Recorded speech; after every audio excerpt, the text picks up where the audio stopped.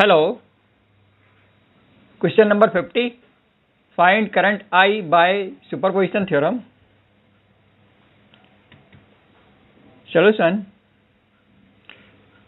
We are using superposition theorem, and first we'll make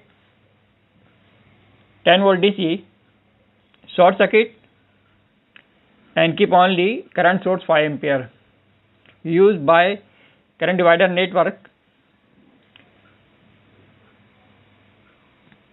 I current dash equal to 5 multiplied by 2 divided by 2 plus 8 is equal to 1 ampere.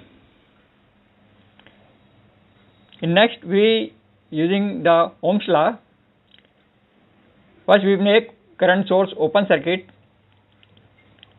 and use only 10 volt DC supply as a source. So current I double dash equal to 10 volt DC divided by 2 plus 8, this equal to 1 ampere. So both current we added to get the current I.